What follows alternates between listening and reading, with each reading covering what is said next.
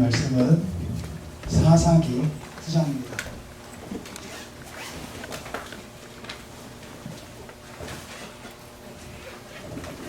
사사기 9장입니다. 구약성경 367쪽입니다.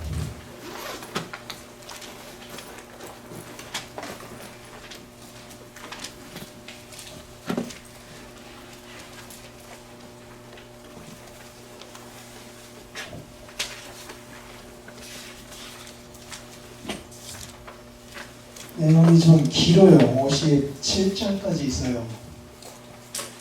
그래서 보통 한 2장 정도 되는 분량이 될 것 같은데, 그래도 우리 같이 한번 읽으면 좋겠는데요. 읽기 전에, 자, 사사기가 일단 무슨 뜻인가요? 사사. 좀 어렵죠? 영어로 churches라고 되어 있습니다. 그 재판하는 사람, 판관기 뭐 이렇게 번역하게 됐어요. 재판자들 이렇게 말씀합니다. 근데 사실은 실제적으로는 어떤 재판의 일보다는 외적이 침입해 들어왔을 때 그들과 맞서 싸워서 이스라엘 백성들을 구원하는 일을 하게 되거든요. 몇 장까지 있습니까? 찾아보고 9장의 내용을 읽기 전에 한번 그 사사기 전체를 잠깐 살피고 가면 좋을 것 같아요. 몇 장까지 있어요? 21장입니다. 21장. 그 다음에 몇 명의 사사가 나타납니까? 몇 명이요? 12명 나옵니다. 12명. 3장 7절에 사사 온니엘 나오죠? 그 다음에 12절에 왼손잡이 그 에운 나오잖아요? 그 다음에 31절에 삼갈, 그리고 4장에 누구예요? 여사사 드보라. 지금 몇 명이에요? 그러면? 현재까지 4명입니까? 그 다음에 드보라 노래가 5장이고요. 6장에 드보라는 굉장히 길게 다뤘죠. 노래가 한 장 들어가 있으니까. 6장에 드디어 누가 나옵니까? 6장 누구요? 누구? 기드온. 예. 7장은요? 기드온. 8장은요? 기드온. 네. 기드온이 굉장히 길어요. 그렇죠? 그러면 지금 5명인가요? 그 다음 9장. 어떻게 보면 21장에서 그 중간 부분에 해당되는 데에 아비멜렉이 나옵니다. 아비, 내 아버지는 멜렉, 왕이다라는 뜻이에요. 아비멜렉이 나와요. 그런데 이 아비멜렉과 관련해서는 다른 사사들 소개할 때하고 너무 달라요. 사사 누구를 뭐 어떻게 했고 그를 통하여 하나님이 어떻게 구원하셨다 이런 메시지가 전혀 없어요. 그래서 아비멜렉은 사사로 보지를 않습니다. 사사가 아닌데 9장 한 장 그것도 57절에 걸쳐서 뭔 메시지를 주고 있어요. 왜 그랬을까? 이 질문을 한번 갖고 가야 됩니다. 사사가 아니에요. 사사 아닙니까? 10장 1절로 그렇게 주장할 수도 있어요. 아비멜렉의 뒤를 이어 이사갈 사람 도도의 손자 부하의 아들 돌라가 일어나서 이스라엘을 구원하니 뭐 이렇게 그가 이스라엘의 사사가 된 지 23년 만에 죽음에 거기에 아비멜렉의 뒤를 이어 그가 사사가 되었다라고 하지 않았습니까? 라고 주장할 수 있지만 그 사람처럼 얼마의 사사가 되어서 뭔 구원을 하였고 이런 기록이 없어요. 부르는 기록도 없고요. 어떻게 쓰임받았다라는 기록도 없어요. 딴 이야기가 9장에 진행이 됩니다. 그래서 대부분의 학자들을 비롯하여서 성경 주해가들이 사사기 9장에 나오는 아비멜렉을 사사로 안 봅니다. 안 봐요. 그러면 다른 사사들 2줄, 3줄 나와 있는데 왜 이 사사도 아닌 사람을 이렇게 57절에나 걸쳐서 말씀을 전해주고 있는가? 그 목적이 무엇일까? 이거 찾아야 돼요. 오늘 우리들이 하나 잡고 가야 할 바입니다. 다른 사사들 보시죠. 자, 지금 5명 나왔나요? 현재까지 아브넬 빼고. 자, 10장에 돌라, 야일, 그리고 서원했다가 자기 딸이 걸려든 입다 쭉 나오죠? 입다가 또 길게 나옵니다. 11장 전체에 12장까지 나와요. 그렇죠? 그 다음에 12장 8절에 누가 나와요? 지금 몇 명이에요? 현재까지? 또 잊어버렸네. 8명. 8명이요? 8명. 자, 그 다음에 입산. 12장 8절에 입산. 그 다음에 엘론. 11절에 엘론이 이스라엘의 사사가 되었다. 네, 엘론. 그 다음에 13절에 압돈. 13장에 삼손. 14장은요 누구? 삼손. 15장은요 삼손. 16장은요 삼손. 자, 가장 많은 분량을 들여서 설명한 사사가 누구예요? 삼손. 그 다음은 기드온. 그 다음에 드보라, 입다 정도가 대사사라고 합니다. 그 다음에 17장부터 마지막 21장까지는 그야말로 아침 드라마예요. 아침 드라마. 막장 드라마. 성경에서 최고 어둡고 최고 막장이 된 어떤 모습을 보여주고 있습니다. 미가의 제사장이요. 이렇게 어둡고 이렇게 끔찍한 일을 벌이는 성경의 장을 볼 수가 없어요. 그리고 이제 사사기에서 여러 차례 선언했던 것을 마지막 최종적으로 한 번 더 선언합니다. 21장 25절이요. 같이 한번 읽겠습니다. 21장 25절 마지막 장 마지막 절 시작. 그때에 이스라엘에 왕이 없으므로 사람이 각기 자기 소견에 옳은 대로 행하였더라. 이거 주목해야 합니다. 이거 주목해야 해요. 이거하고 그 중간 부분에 아비멜렉과 관련된 메시지하고 연결되어 있어요. 이거하고 바로 뒷 성경 사사기 뒤에 누구예요? 사사기 그 다음 룻기하고 연결되어 있습니다. 왜요? 룻기 마지막 장 마지막 절에서 누가 누구를 낳고 누구를 낳고 누구를 낳고 그래서 누구를 낳았더라 라고 나오잖아요. 그 누구가 누구예요? 그 보아스와 룻의 로맨스 쭉 설명하고 마지막에 보아스는 누구를 낳고 누구를 낳고 누구는 또 누구를 낳고 누구를 낳고 누가 누구를 낳았더라. 마지막에 누가 나와요? 다윗이 나와요. 다윗이요. 사무엘 상에서는요 이스라엘 백성들이 왕을 요구했죠. 하나님 싫어하셨죠. 그러나 사울을 세우셨죠. 실패했죠. 하나님의 뜻에 부합한 왕이 세워졌죠. 누구였어요? 다윗이었어요. 그러니 지금 왕과 관련된 거예요. 왕과 관련된 거예요. 사사기 또한 핵심 내용이 왕과 관련된 거예요. 왕이요. 누가 너의 왕이냐라고 하는 그 질문에 대하여 어떻게 대답하며 살 것인가를 사사기는 우리에게 묻고 있어요. 그런데 공교롭게도 아비멜렉은 이름 속에 멜렉 왕이 들어가 있어요. 내가 왕이다라는 이름은 아니에요. 내 아버지가 왕이다라고 하는 이름이었어요. 누가 지어줬을까요? 스스로 지었을 수도 있어요. 아니면 누가 지어줬을까요? 부모님이 지어졌을 수도 있어요. 아버지가 누구입니까?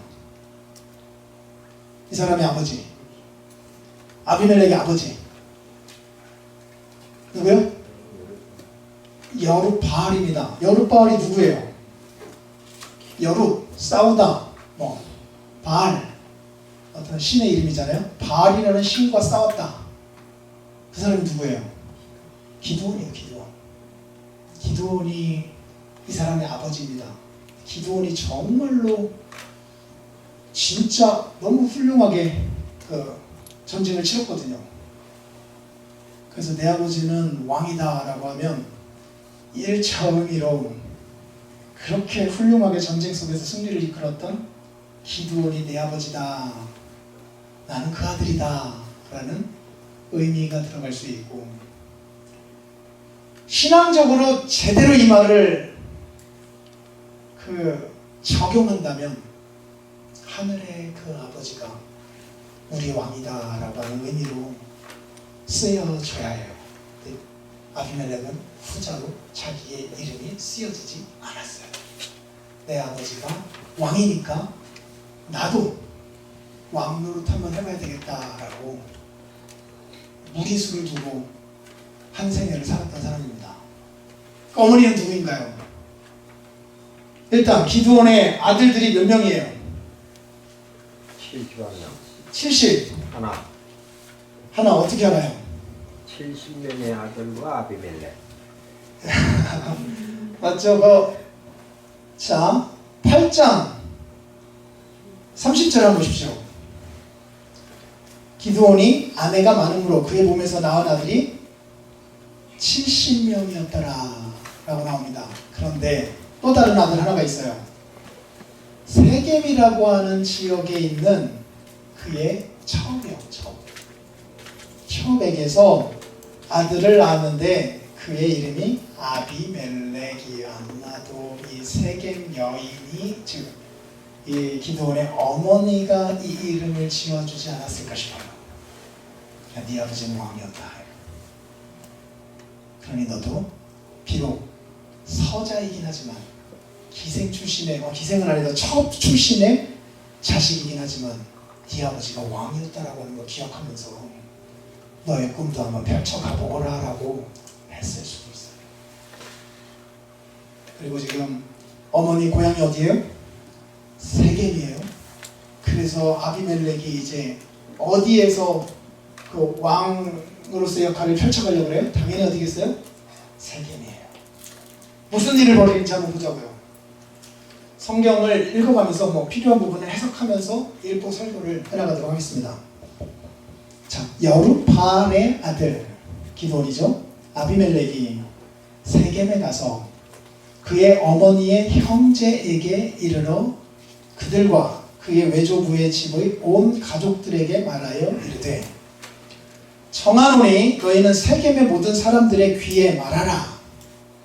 여룻바알의 아들, 즉 기드온의 아들 70명이 다 너희를 다스림과 한 사람 곧 나, 아비멜렉이 너희를 다스리는 것 중에 어느 것이 너희에게 나을지 한번 생각해봐라. 그리고 내가 누구냐? 나는 너희의 고륙이다. 이 지연, 혈연 이것에 호소하면서 지금 그 대권을 꿈꾸고 있는 거예요. 대권을 차지하려고 하는 거예요.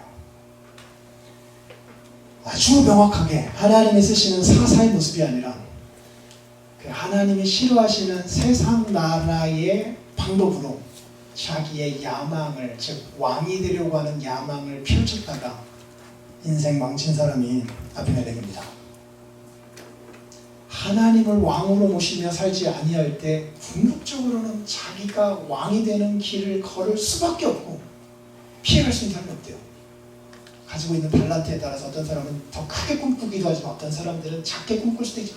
필연적으로 하나님이 우리의 왕이시다라고 하는 사실을 받아들이며 가지 아니하는 자는 자기가 왕이 되려고 할 수밖에 없고, 그때의 그 과정에서 무리수를 두게 되고 그것이 성공한 듯 보여도 최종적으로는 그 멸망으로 치닫는다라고 하는 사실을 아비멜렉이 보여주고 있어요. 혈연, 지연, 이게 정치적인 항상 정치할 때에 동원되는 것들이잖아요.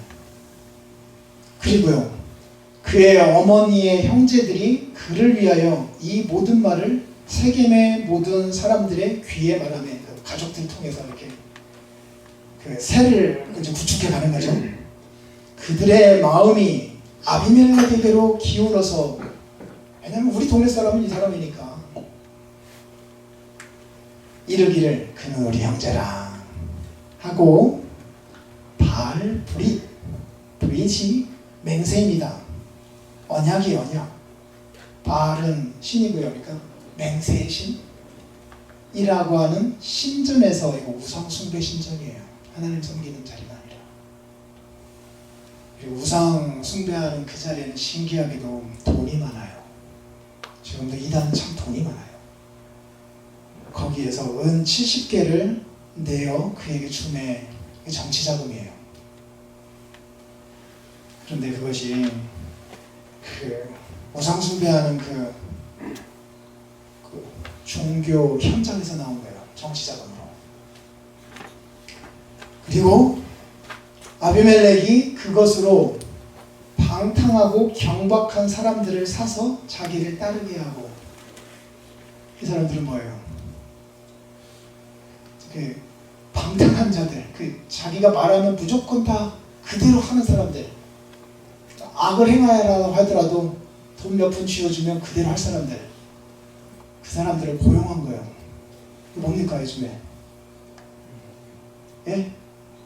이 정치 깡패죠. 정치 깡패. 그 깡패들을 고용한 거예요. 지금 옛날 이야기가 아니라 오늘날 얘기예요. 한번 가만히 보셔요. 똑같아요. 똑같아요. 그래서 오브라에 있는 자기 아버지의 집으로 가서 여룹바알의 아들, 자기 친형들이죠. 자기 형제들, 곧 자기 형제 70명을 한 바위 위에서 죽여버렸어요. 이 사람 대단한 사람이에요. 똑똑하고요. 그리고 머리만 뛰어날 뿐만 아니라 심장도 사자의 심장을 가진 사람이고요. 그리고 뭐 하나 이루기 위하여서는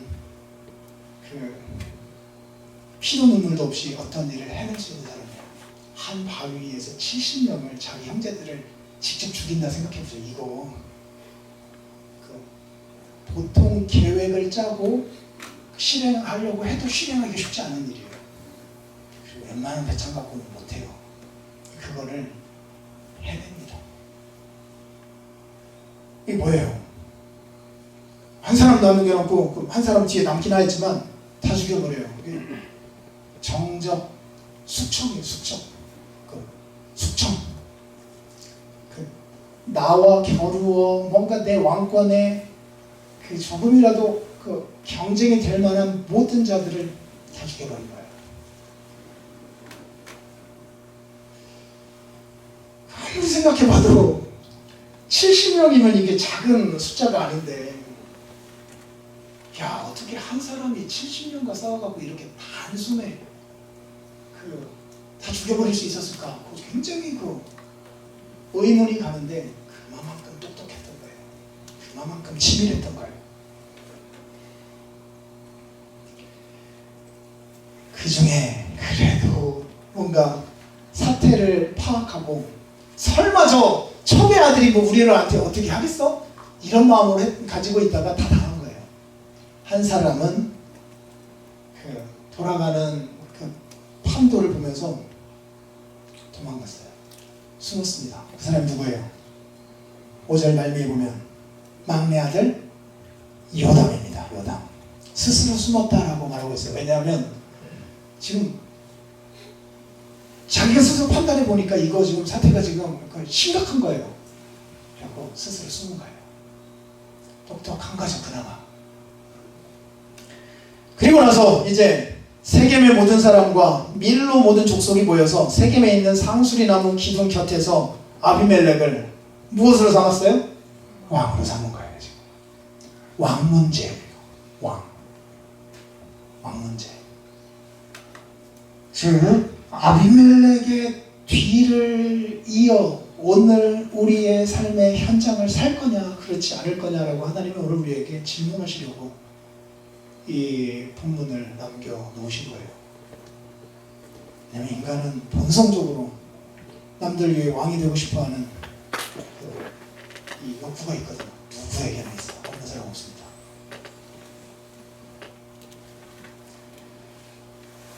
그런데 이 요담이라는 사람도 만만치 않은 사람이에요. 사람들이 요담에게 그 일을 알립니다. 그래서 요담이 어느 산에서 올라가요? 자, 어느 산? 그리심산입니다. 그리심산이 무슨 산이에요? 율법서에서 보면 두 산이 있었잖아요. 그리심산과 에발산. 에발산에서는 그 맹세를 하되 어떤 맹세요? 저주의 맹세. 제가 예지고 그리심산에서는요 그 축복의 맹세가 이루어지잖아요.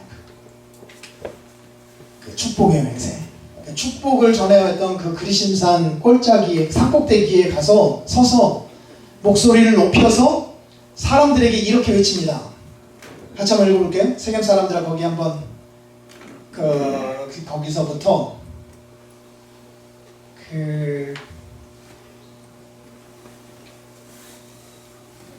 13절까지 한번 같이 읽겠습니다. 어떤 예를 든 거예요. 예. 나무들 얘기입니다. 자, 세겜 사람들아 내 말을 들으라. 시작. 사람들아 내 말을 들으라. 그리하여야 하나님이 너희의 말을 들으시리라. 하루는 나무들이 나가서 기름을 부어 자신들 위에 왕으로 삼으려 하여 감람나무에게 이르되 너는 우리 위에 왕이 되라 하매 감람나무가 그들에게 이르되 내게 있는 나의 기름은 하나님과 사람을 영화롭게 하나니 내가 어찌 그것을 버리고 가서 나무들 위에 우쭐대리오 한지라. 나무들이 또 무화과 나무에게 이르되 너는 와서 우리 위에 왕이 되라 하매 무화과 나무가 그들에게 이르되 나의 단 것과 나의 아름다운 열매를 내가 어찌 버리고 가서 나무들 위에 우쭐대리오 한지라. 나무들이 또 포도나무에게 이르되 너는 와서 우리 위에 왕이 되라 하매 포도나무가 그들에게 이르되 하나님과 사람을 기쁘게 하는데 포도주를 내가 어찌 버리고 가서 나무들 위에 우쭐대리오 한지라. 세 개의 나무, 감람나무, 올리브나무, 그리고 무화과나무, 아주 단 열매, 그리고 포도나무에게 우리 위에 왕이 좀 되어달라고 부탁했더니 거절합니다. 왜냐하면 하나님 나에게 주신 달란트를 가지고 하나님과 사람을 섬기는 데에 나는 써야지. 그 위에 군림하면서 내가 우쭐대면서 다른 사람들로부터 인정받으면서 살아가는 그것이 내 인생의 목적이 아니다 라고 말했기 때문이에요. 이번에 가시나무에게 이제 부탁을 합니다. 같이 한번 읽어볼까요? 14절 시작. 이에 모든 나무가 가시나무에게 이르되 너는 와서 우리 위에 왕이 되라 하매 가시나무가 나무들에게 이르되 만일 너희가 참으로 내게 기름을 부어 너희 위에 왕으로 삼겠거든 와서 내 그늘에 피하라. 그리하지 아니하면 불이 가시나무에서 나와서 레바논의 백향목을 사를 것이니라 하였느니라. 나를 왕으로 삼으려냐? 너희 모든 나무들이? 좋아, 왕이 되주겠다. 그렇다면 내 앞에 불복하라. 시키는 대로 해라. 시키는 대로 하지 않으면 어떻게 하겠다는 거예요? 가시나무에서 불이 나가고 다 태워버릴 것이다. 딴소리 하면 다 죽을 줄 알아라. 이렇게 얘기한 거예요. 왕이 되어줄 테니까 아무 소리 하지 말고 내가 하라는 대로만 하라. 그렇지 않으면 가시나무에서 불이 나가가지고 너희들을 태워버릴 것이다. 나무들이 어떻게 합니까?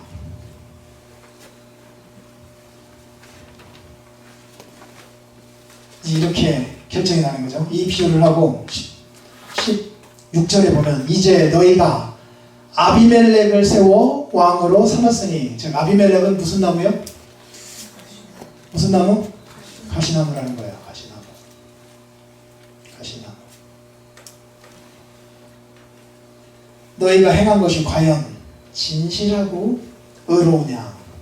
이것이 여룻바알 기드온과 그의 집을 선대하는 것이냐?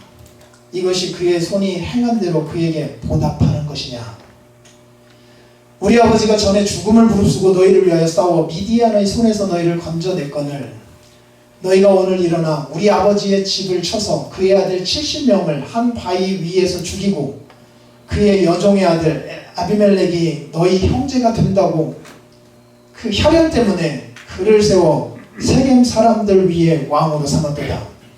만일 너희가 오늘 여룻바알과 그의 집을 대접한 것이, 자기 아버지의 집을 대접한 것이 진실하고 의로운 일이라면 너희가 아비멜렉으로 말미암아 기뻐해도 좋을 것이다.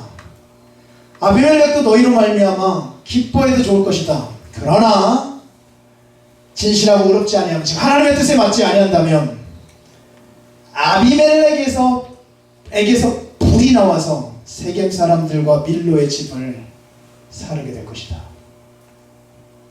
우리를 다스려 우리의 욕구를 이루어 다오라고 하는 그 대상이었던 아비멜렉이 너희를 불태워 죽일 것이다. 요담이 그의 형제 아비멜렉 앞에서 도망하여 피해서 부엘로 가서 거기서 거주하게 됩니다. 어떻게 되었을까요? 이 세겜 사람들은 아비멜렉을 끝까지 따랐을까요? 가보자고요. 아비멜렉이 이스라엘을 다스린 지 3년이 되었습니다. 3년쯤 지나니까 이제 이런 방식으로의 연합은 오래 못 가거든요. 정체도 마찬가지예요. 하나님이 아비멜렉과 세겜 사람들 사이에 악한 영을 보내십니다. 세겜 사람들이 아비멜렉을, 그러니까 어떻게 하게 돼요? 배반하게 돼요. 잠시 뜻에 맞았을지 몰라도 금방 깨집니다. 이는 여룻바알의 아들 70명에게 저지른 포악한 일을 갚되 그들을 죽여 피 흘린 죄를 그들의 형제 아비멜렉뿐만 아니에요, 아비멜렉의 손을 도와 그의 형제들을 죽이게 한 세겜 사람들에게로 돌아가게 하심이라 라고 신학적 평가를 내립니다. 세겜 사람들이 산들의 꼭대기에 사람을 매복시켜 아비멜렉을 엿보게 합니다. 자신의 주라였지만 마음에 들지 않았던 거죠. 그래서 이제 아비멜렉을 엿보게 합니다. 그래서 그 길로 지나는 모든 자를 다 강탈하게 하니 어떤 사람이 그것을 아비멜렉에 알려요. 아비멜렉에 가야 할 어떤 것들을 중간에서 빼앗아 간 거죠. 사국 드라마에서 많이 나오잖아요. 왕실로 가는 어떤 물품을 중간에서 강탈해 가는 거예요. 그런데 또 아비멜렉은 그들에게 뭘 할 수가 없어요. 왜냐하면 신세진 게 있기 때문에요. 어쨌든 그렇게 가다가 에벳의 아들 가알이라는 사람이 등장합니다. 그리고 그의 형제와 더불어 세겜에 이릅니다. 세겜 사람들이 그를 또 신뢰하게 됩니다. 이제 이번에 대상이 바뀌죠. 아비멜렉에서 지금 가알로 조금씩 움직여가고 있습니다. 그들이 밭에 가서 포도를 거두어다가 밟아 짜서 연회를 베풀고 그들의 산당, 신당에 들어가서 먹고 마시며 아비멜렉을 저주합니다. 에벳의 아들 가알이 이르되 아비멜렉은 누구냐? 세겜은 누구이기에 우리가 아비멜렉을 섬기냐? 그는 여룻바알의 아들 아니냐? 그의 신복은 스불이라는 자 아니냐? 친 아비멜렉은 스불 아니냐? 차라리 세겜의 아버지 하몰의 후손 나를 섬기는 게 낫지 않겠느냐? 우리가 어떻게 아비멜렉을 섬길 수 있느냐? 이 백성이 나의 수하에 있었더라면 내가 벌써 아비멜렉을 제거해 버리고 세겜에 그 천국을 만들어냈을 것이다. 그래서 아비멜렉이 이르되 그 너의 군대를 증원해서 나오라라고 이제 그 힘을 길러서 선포합니다. 그 성읍의 방백 스불 누구 편이었어요? 스불 아비멜렉 편이었잖아요. 아비멜렉 편에 있었던 스불이 에벳의 아들 가알의 말을 듣고 분노합니다. 그리고 사자들을 아비멜렉에게 가만히 보내어서 이제 그 첩보를 전해주는 거죠. 보십시오. 에벳의 아들 가알이라는 사람과 그 형제들이 세겜에 와서는 이 성읍이 당신을 대적하게 하고 있습니다. 당신은 당신과 함께 있는 백성과 더불어 밤에 일어나서 밭에 매복하였다. 구체적으로 방법도 가르쳐줍니다.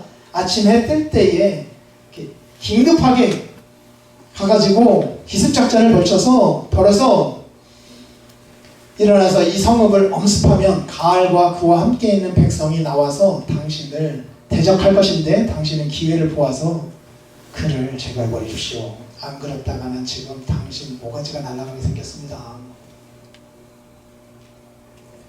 검으로 사는 자는 검으로 망한대요. 왕이 되려고 이렇게 무리수를 두며 살아가면 이렇게 정적들이 많이 생겨난대요. 어쨌든 자, 그래서 이 가알과 아비멜렉의 전쟁이 벌어집니다. 누가 이길까요? 누가 이길까요? 아비멜렉과 가알의 전쟁 누가 이길까요? 가알이 이겨야 딱 맞는 건데 가알이 져요. 아비멜렉이 이깁니다. 어떻게 해요? 이렇게요. 아비멜렉과 그와 함께 있는 모든 백성이 밤에 일어나 네 때로 나누어 세겜에 맞서 매복하였더니 에벳의 아들 가알이 나와서 성문 문 입구에 설 때에 아비멜렉과 그와 함께 있는 백성이 매복하였던 곳에서 일어난지라. 가알이 그 백성을 보고 스불에게 이르되 보라, 백성이 산 꼭대기서부터 내려오는도다 하니 스불이 그에게 이르되 내가 산 그림자를 사람으로 보았느니라 하는지라. 가알이 다시 말하여 이르되 보라, 백성이 가까운 데로 따라 내려오고 또 한때는 모느님 상수리나무 길을 따라오는도다 하니 스불이 그에게 이르되, 거짓말하는 거죠. 내가 전에 말하기를 아비멜렉이 누구이기에 우리가 그를 섬기려 하던 그 입이 이제 어디 있느냐, 이들이 내가 없인 여기던 그 백성 아니냐, 청한 놈이 이제 나가서 그들과 싸우라. 진심을 말하죠. 가알이 세겜 사람들로부터 앞에 서서 나아가 아비멜렉과 싸우다가 아비멜렉이 그를 추격하니 그 앞에서 도망하였고 부상하여 엎드려진 자가 많아 성문 입구까지 이르렀더라. 아비멜렉은 아루마에 거주하고 스불은 가알과 그의 형제들을 쫓아내어 세겜에 거주하지 못하게 하더니 이튿날 백성이 밭으로 나오매 사람들이 그것을 아비멜렉에 알린지라.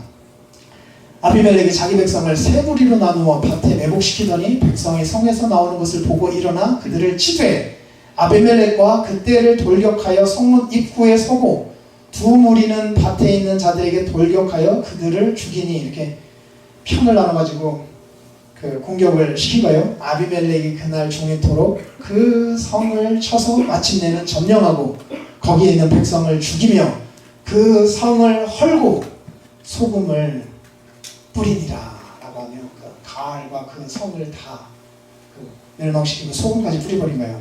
그리고 세겜 망대의 모든 사람들이 이를 듣고 엘브릿 신전의 보루로 들어갔더니 세겜 망대의 모든 사람들이 모인 것이 아비멜렉에게 알려짐에 세겜 사람들은 어떻게 되는 거죠?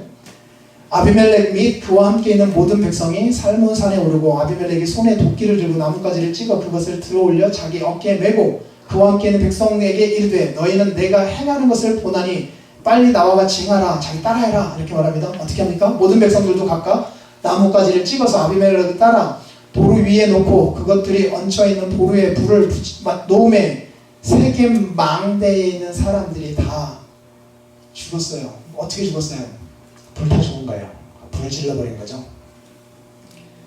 그래서 약 1000명이 죽임을 당하여서 세겜 성을 아비멜렉이 탈환하게 된 거예요. 아비멜렉이 이겼어요. 이겼어요. 이 심판받아야 될 자가 이겼어요. 악하게 살아도 이길 때가 있대요. 이렇게 아주 통쾌한 승리를 거둔 거예요. 그 다음에 아비멜렉의 또 본심이 나옵니다. 데베스라고 하는 데까지 가가지고 거기도 점령하고 싶은 거예요. 뭐 세겜보다는 좀 쉬웠을 전쟁일 겁니다.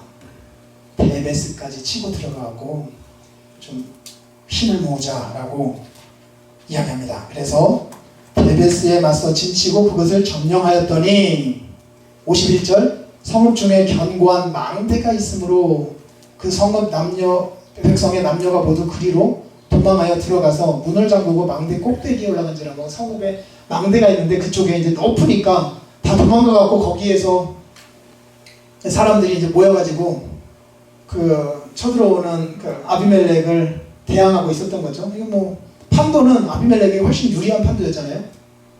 어떻게 돼요? 이렇게 됩니다.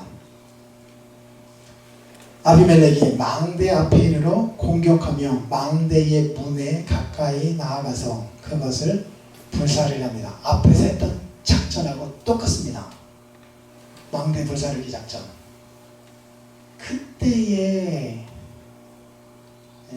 아주 우연치 않은 하나의 사건이 벌어집니다. 한 여인이 맷돌 윗짝을 아비멜렉의 머리 위에 던졌는데 그게 정확하게 아비멜렉의 머리에 떨어져요. 맷돌이. 그래갖고 그 두개골을 깨뜨립니다. 죽지는 않았어요. 살아있어요. 그러나 더 이상 뭔가 이렇게 왕으로서 뭐 어떤 일을 할 수는 없었어요. 이 아비멜렉의 자존심만 보십시오. 아비멜렉이 자기의 무기를 든 청년을 급히 불러 그에게 이르되 너는 칼을 빼어 나를 죽이라. 누구랑 닮았죠? 사무엘서에서 우리들이 본 사람이요. 사울이요. 그 사람은 블레셋 손에 내가 어떻게 죽겠느냐라고 했는데 이 사람은 누구의 손에 내가 어떻게 죽겠느냐. 그런 소문이 나면 죽는 것보다 더 나에게는 수치스럽다. 누구의 손에 죽는 것이요? 여자의 손에? 여자의 손에 죽는 것이 내게는 죽는 것보다 수치스럽다. 그래서 그 청년이 아비멜렉을 찌릅니다. 죽어요. 이스라엘 사람들이 아비멜렉이 죽은 것을 보고 각각 자기 처소로 떠나갑니다. 아비멜렉이 왜 이렇게 됐느냐? 그의 형제 70명을 죽여 자기 아버지에게 악을 행한 것. 하나님이 어떻게 하셨대요? 이같이 갚으신대요. 하나님이 다 지켜보고 계셨던 거래요. 잠깐의 승리가 영원한 승리가 아니었던 거예요. 또 세겜 사람들, 아비멜렉뿐만 아니라 그와 함께 한편이 되어서 악을 행하였던 세겜 사람들의 모든 악행을 하나님이 그들의 머리에 갚으셨대요. 그래서 여룻바알의 아들 요담의 저주, 가시나무에서 불이 나와가지고 다 태워버릴 것이다 라고 한 거, 그것이 이 아비멜렉에서 불이 나와가지고 세겜 사람 전체를 다 불태워버리는 이 일이 되었잖아요. 왜냐면 아비멜렉이 세겜을 불태워버렸잖아요. 그 일이 응하게 되었대요.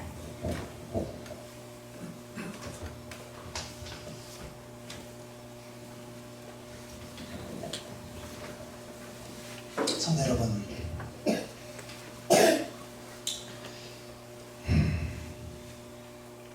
이스라엘이 왕이 없으므로 각기 소견에 오른 대로 행하였더라라고 하면, 그래서 자기 소견에 오른 대로 행한 결과가 어떻게 됐느냐? 멸망기로 간 거래요. 그런데 왕이 되려고 하였던 자, 무리수를 두면서까지 왕이 되려고 했던 자, 그 야망을 펼치기 위하여 그 살았던 자의 최후가 이러하다라고 하는 것을 성경이 우리에게 보여주고 있어요. 그러면서 오늘 성경은 우리에게 말합니다. 어느 길을 갈 것이냐? 아벨멜렉이 걸었던 이 길을 계속해서 우리의 삶의 현장에서 고집하며 갈 것이냐? 질문을 던지는 거예요.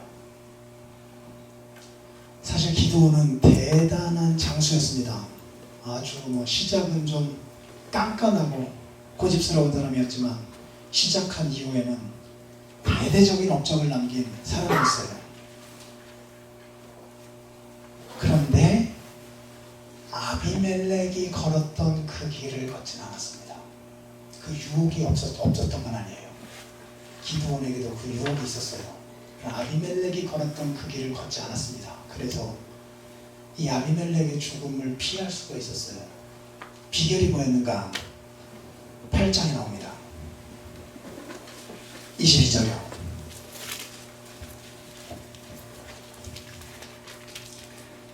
그때에 이스라엘 사람들이 기드온에게 이르되 당신이 우리를 미디안의 손에서 구원하셨으니 뭐 해달라? 당신과 당신의 아들과 당신의 손자들이 대대손손 우리를 다스려달라. 그럼 뭐가 되어달라? 왕이 되어달라. 우리 왕이 되어달라. 주변의 나라들처럼 당신이 왕이 되어서 이 나라를 보호해다오. 우리를 다스려다오. 부탁합니다. 얼마나 좋아요. 아비멜렉하고 대조되는 장면이잖아요. 사람들이 부탁해서 해달라고 하는 그 자리였으니까요. 아비멜렉은요, 자기가 꼼수 부려가지고 지금 자기 어머니, 처음이었던 자기 어머니 그 지역에 가가지고 반란을 도모했던 거잖아요. 그거하고 다르죠. 이 상황에서는 그냥 모르는 척하고 그래 한번 내가 해볼게 라고 할 수도 있잖아요.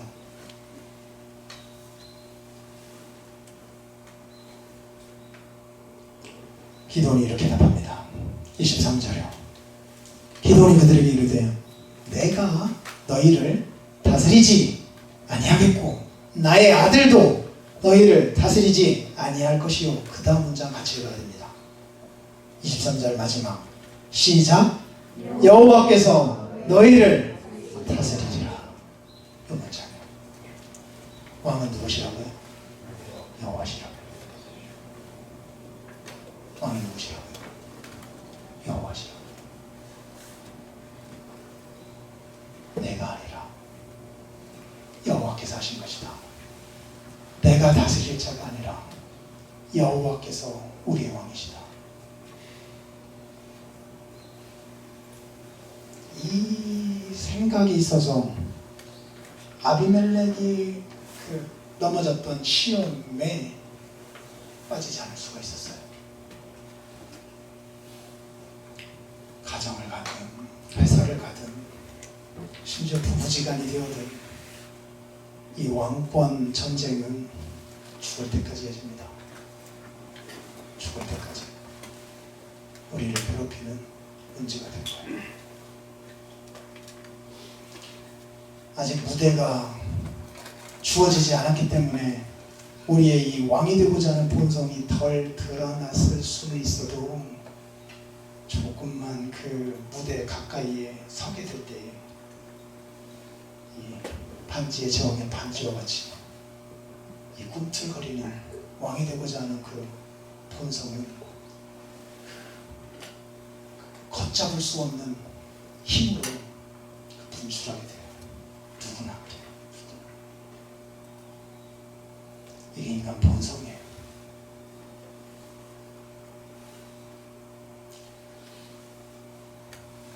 아니 목사님, 이 사람들이 지금 자기가 왕이 되려고 하는 게 아니라 다른 사람 왕으로 삼으려고 하는 건 아니니까 동시에 다른 신들을 그들의 왕으로 섬긴 거 아닙니까? 라고 질문할 수도 있어요. 다른 신들이요.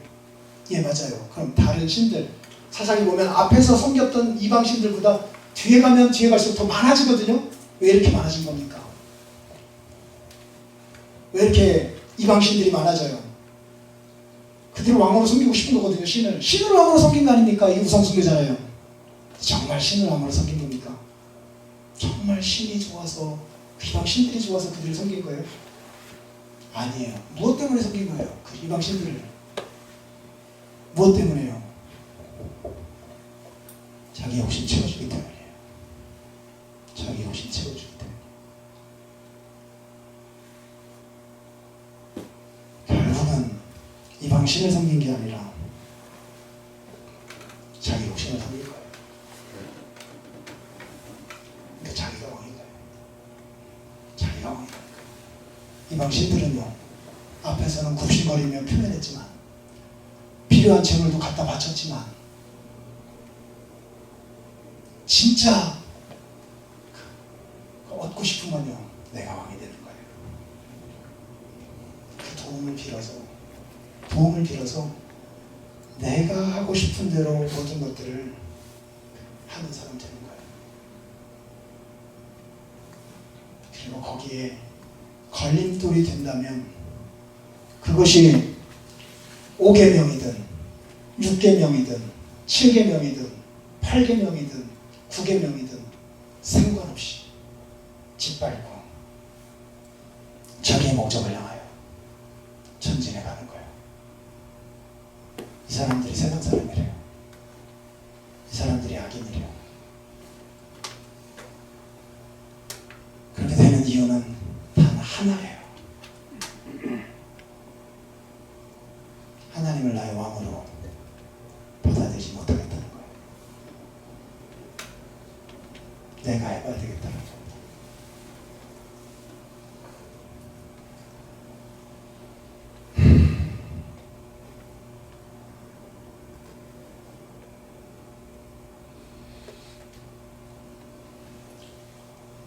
저도 목사이잖아요. 교회가 작긴 하지만 지도자잖아요. 그러니까 이렇게 좀 멋진 왕이 되어보고 싶어하는 욕구들 왜 안 오르겠어요? 수시로 오르겠죠. 올라오겠죠. 나도 모르는 사이에 그 자리에서 아비멜렉이 가려고 했던 그 방향으로 나아갈 수가 있잖아요.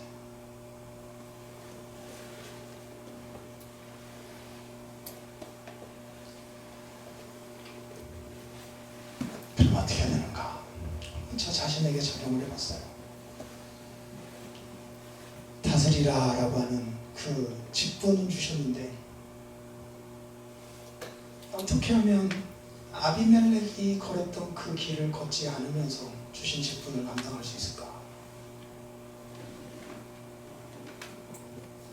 그냥 무엇을 하든지 간에 당신이 옳았습니다. 당신이 다 잘한 겁니다.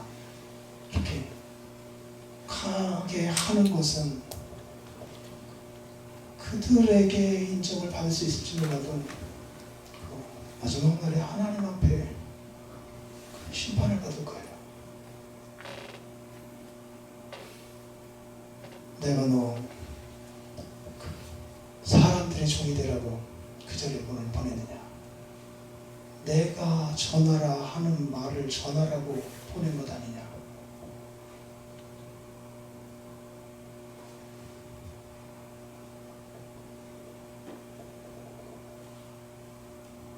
주께서 말씀하실 거예요. 그래서 잘못하였을 때는 잘못하였다 말해야 하고, 그러니 이렇게 해야 된다라고 가르치고 해나가는 자리에 섰는데 어떻게 그 속에서 아비멜렉의 추호를 맞이하지 아니하고 하나님 앞에 칭찬 듣는 직분자, 지도자, 선생으로 남을 수 있을까? 어려운 거예요.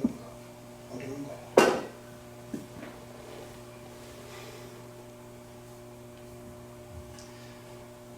그런데 기도하다가 한 단어가 생각나더라고요. 한 단어.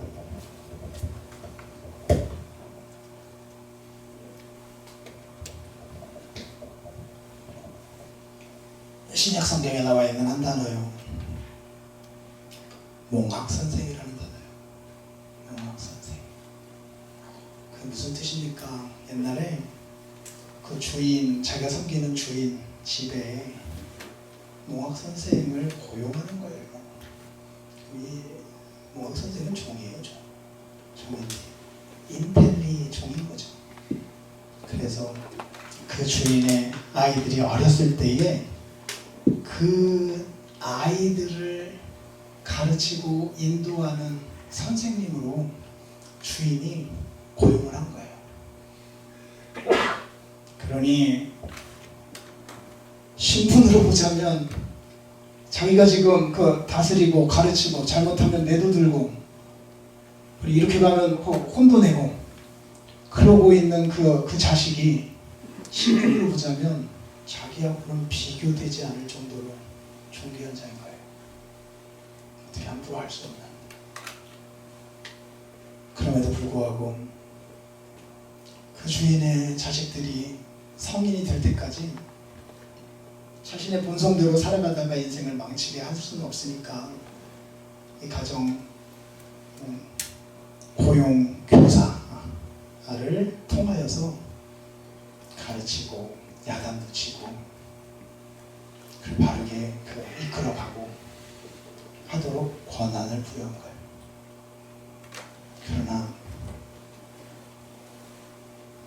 그 아들은 주인의 아들이에요. 감히 어떻게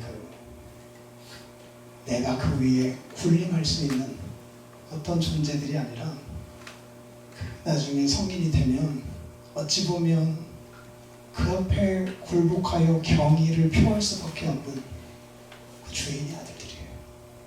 주인의 아들들.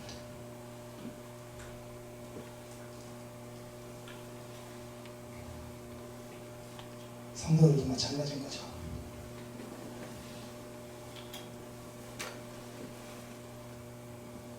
저는 하나님이 고용하여서 잠시 종인데도 저들의 본성대로 그대로 살지 못하도록 가르치고 하나님의 뜻에 맞는 사람으로 빚어지도록 가르치는 역할들을 하나님이 맡기신 것이고 그러나 그 맡겨졌던 그 대상들은 존귀하신 하나님이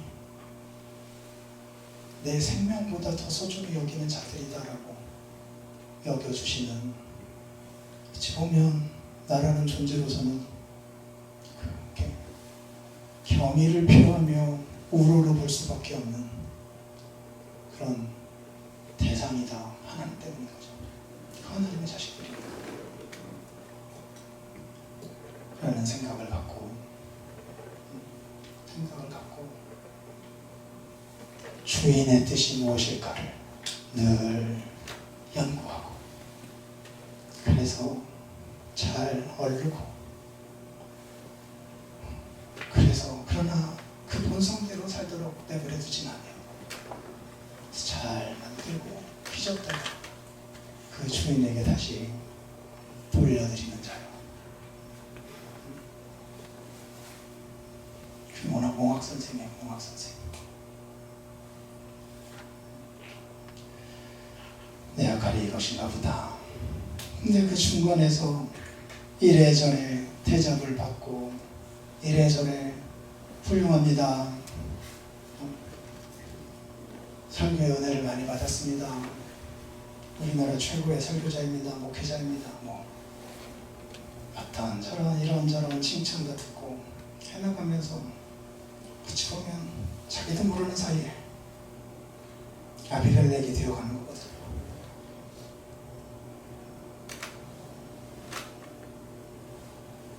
그리고 조금 더 거칠어지면 해가는 길에 방해되는 요소들이 있으면 제목이 가겠죠. 그러면서 승리도 가능하겠죠. 하나님이 주신 승리라고 착각도 하겠죠. 마지막 날에 불태워 죽는 거예요. 하나님을 왕으로 섬긴 게 아니라 자기가 왕이 되어서 자기 하고 싶은 대로 살기 위하여서 교회라고 하는 무대를 활용한 거니까요. 가정이라고 하는 무대를 활용한 거니까요.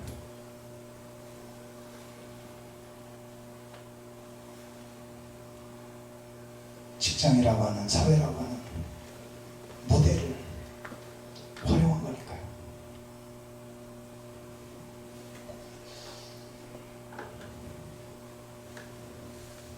오늘 이 시점에 사사기 9장 중간 부분, 그것도 앞뒤 문맥으로 보면 하나님이 우리 왕이시다라고 하는 사실을 인정하며 갈 거냐 그렇지 않을 거냐, 이 중차대한 메시지를 전하는 그 일에 9장 한 장 전체를 할애하시면서 하나님은 오늘 우리에게 질문하고 계시는 거예요. 아비멜렉의 길을 걸어갈 것이냐. 그래서 세상 사람들이 주는 추앙, 인정 받으며 그 승리도 경험하며 멋진 본성의 길을 걸어갈 것이냐. 거기에 조금 자존심에 스크래치를 주고 나를 따르지 않는 반대하는 사람들을 보고 그러면 아까 뭐라고 그랬어요? 불태워 죽여버리겠다 하며 살아가는 저 북녘 땅에 누군가가 해나가고 있는 어떤 삶을 보세요. 어떻게 그게 북한 땅에만 있으니까 지금 우리 살아가고 있는 정치 현장에도 똑같아요. 어디 거기만 똑같습니까? 회사도 똑같아요. 가정은요.